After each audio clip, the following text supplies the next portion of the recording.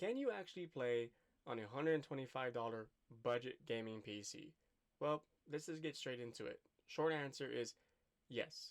Long answer, no, not so much. And here's why. Yes, can it play games? Of course. You know, if you toss in a graphics card, you're going to be able to play some games, right? Even without a graphics card, you can play some games like the Intel integrated graphics it has. I was able to play some light gaming here and there. Now with the graphics card, I was expecting, a better boost in performance. I didn't get that. So, yeah, can it play games? Sure. Does it do it well? No, not so much. That being said, let's just go over the specs real quick and then we'll talk more about it, about the results that I have and the experience that I've had with this rig. So, here are the specs right here. It has a Intel Core i5 6500 clocked at 3.2 gigahertz, 16 gigabytes of RAM, which is not bad. It is using older RAM, DDR3, so it's outdated. Storage, we have a 223 gigabyte SSD. We need more. Here's the GPU. It's a Quadro K2200, and it's using Direct3D 11, so again, a little outdated. CUDA Core 640, we could definitely need more of that. Graphics clock, it's at 1045 megahertz, definitely we can use a bit more of that. Memory interface, 128-bit, not bad. 256-bit, probably better. Then we have the bandwidth, which is 8.16 gigabytes a second, again, not bad. 4 gigabytes of dedicated video memory, GDDR5. That's probably, the best thing about this graphics card right here. But none of this matters if you have slow memory, right? So like you can have 4 gigabytes, 6 gigabytes, 8 gigabytes. It doesn't matter if you have slow memory, and that's what I'm dealing with right now. This graphics card was perfect when it came out back in 2015. Now, almost pretty much 10 years later, not so much. Okay, so enough with the specs. Let's go ahead and go back to the main screen and talk about it. So that's what I have so far. Now you're probably wondering, why am I even playing or using a budget gaming PC? Am I just trying to, see how low can we go? No, this is my PC. This is my main PC right now. I know, surprising, right? You would think I would have a, you know, nice little rig, off to the side. No, I don't. And here's why. It's been a little over 4 years since I built my last gaming PC.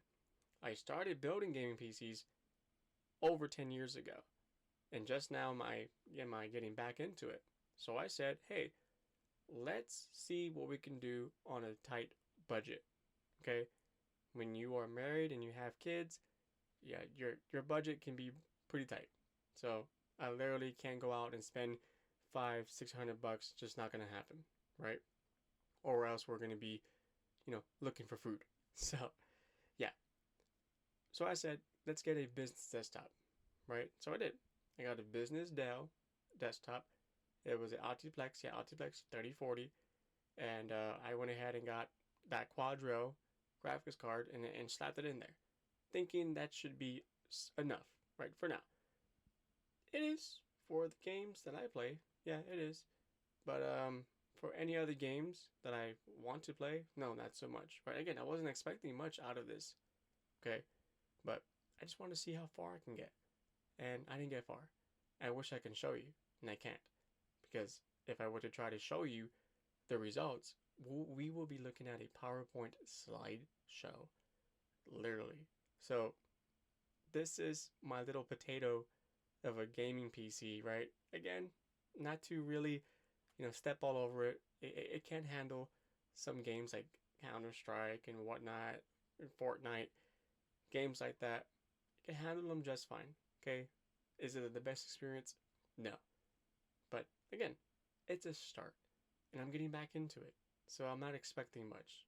But at least I can do everyday computer stuff with it. That's the good, pro right there. Okay, on the cheap, which is not bad. There's many routes where we can take with this rig. I can swap the motherboard out, or I can keep the components and just maybe upgrade the graphics card to a better one, and upgrade the power supply, or whatnot. There's a lot of things you can do, a lot of routes, and that's what I like about gaming PC.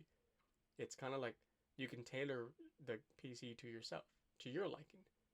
So that being said, if you have any experience or thoughts or ideas of how to make this PC better or what should I do to improve my performance, go ahead and leave them in the comments below. Without further ado, thank you so much for watching and making it this far in the video. I really appreciate it. Thank you so much for all the support. I'll be looking forward to hear from you in the comments. I'll see you in the next video. Bye bye.